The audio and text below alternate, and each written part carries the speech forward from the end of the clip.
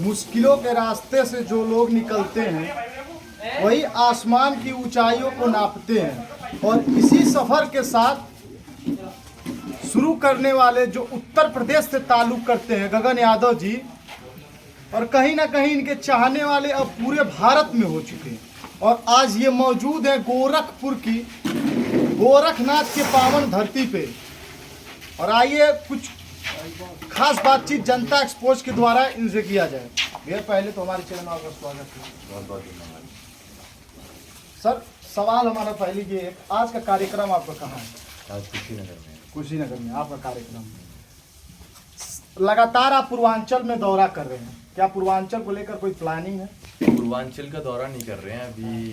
परसों हम लोग मुंबई में थे, मुंबई से लखनऊ पहुंच के हमने कल श्रावस्ती किया है, रात को हमने गोरखपुर स्टे किया है, कल का हमारा कुशीनगर रहेगा, आगे गोंडा और जितना भी पूर्वांचल का है, आजमगढ़, ये सारे हमारे लाइनअप हैं।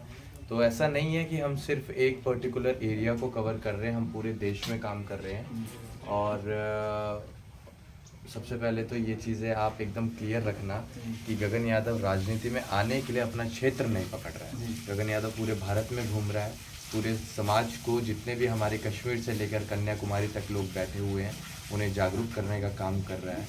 और रही बात आपके पूर्वांचल की, तो यहाँ पर मुझे ऐसा लगता है कि लोगों को अवेयर करने की ज़्यादा ज़रूरत है। तो अगर हमें यहाँ ज़्यादा समय देना पड़ेगा तो हम जरूर। कहीं ना कहीं इसके पहले आप पिछले ही कुछ दिन पहले गोरखपुर आपका दौरा था, हमने देखा देवरिया हत्याकांड में भी आप गए थे। तो कहीं ना कहीं हमारे देखने में ये मालूम होता कि आप पूर्वांचल में कहीं ना कहीं अपनी पकड़ मजबूत करें, या कि 2024 लोकसभा चुनाव है, कहीं चुनाव की तैयारी तो नहीं?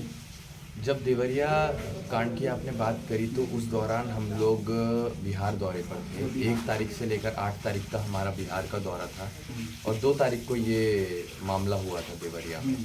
तो 8 तारीख को पटना में समापन करते हुए बिहार के दौरे को हम सीधा 9 तारीख की हमने तारीख दी थी देवरिया आने की। तो उस वक्त भी हमारी ये कोई प्लानिंग नहीं थी कि हम वहाँ पर पूर्वांचल में जाएंगे तो अपने राजनीतिक महत्वाकांक्षाओं को लेकर जाएंगे। समाज की एक आवाज़ थी जो हम तक पहुंची और हमने समाज की आवाज़ को सुना और हम लोग भी अपना बिहार का दौरा ख़त्म करते हुए सीधा देवरिया पहुंचे। कहीं ना कहीं भैया आपके चाहने वाले जो हैं वो दिन प्रतिदिन उनकी बढ़ोतरी होते जा रही है। कहीं ना कहीं लोगों का ये सवाल है, क्या गगन यादव 2024 लोकसभा लड़ने की तैयारी में है या नहीं?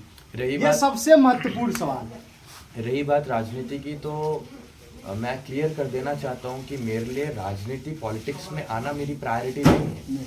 मेरी प्रायोरिटी है जो आपने उससे पहले कहा कि चाहने वाले। मेरी प्रायोरिटी ये है कि उन चाहने वालों की संख्या बढ़ती रहे और उन्हीं के लिए मैं हमेशा काम करता रहूं। उन्हीं लोगों ने हमसे कहा था कि आप सदन में आइए और सदन में आपकी ये दहाड़ हम सुनना चाहते हैं। तो उन्हीं की बातों को मानते हुए हमने विचार बनाया कि जो ये चाहते हैं हमारे चाहने वाले, जिन पर हम काम कर रहे हैं, इन्हीं को देखते हुए हमने फैसला बनाया कि बिल्कुल हम आएंगे। बाकी मुख्य सवाल ये है सर, पार्टी कौन सी रहेगी? मैं अभी क्लियर कर देता हूँ। मैंने जैसा कि कहा, मेरे लिए मेरा समाज बहुत इम्पोर्टेंट है, मेरा समाज बहुत मायने रखता है और एक नेता शायद उतना प्यार ना कमाता हो जितना हमारे समाज ने हमें आज की तारीख में दे रखा है।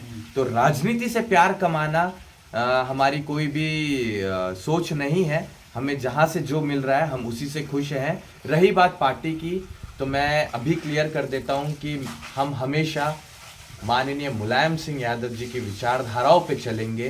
राजनीति में हम आए या ना आए, लेकिन अपने धरती पुत्र मुलायम सिंह यादव जी को, नौजवानों की, आने वाली पीढ़ियों की रगों में जिंदा रखने का हम लोग काम करेंगे। फिर पिछले थोड़ी बातों को हम रिपीट करें, क्या तैयारी है, इसको थोड़ा क्लियर कर दीजिए। मैं फिर से कह देता हूँ, लोकसभा एक महज क्षेत्र है, एक जिला है और हम लोग उस जिले से बहुत बाहर निकल चुके हैं। हम दिल्ली में अगर बैठेंगे, और मैं फिर से कह देता हूँ, चुनाव हम नहीं लड़ेंगे, हम सिर्फ खड़े होंगे।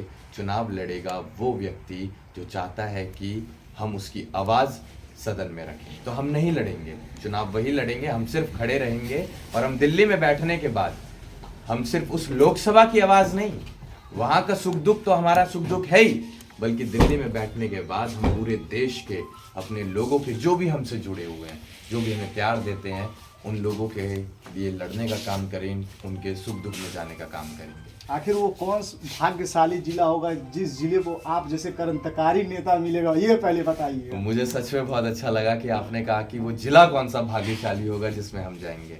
बहरहाल सारे जिले भाग्यशाली हैं। भाग्यशाली गगन होगा जिस जिले में उसके लोग उसके लिए लड़ेंगे और उसके लिए आवाज उठाएंगे। बहुत बहुत धन्यवाद।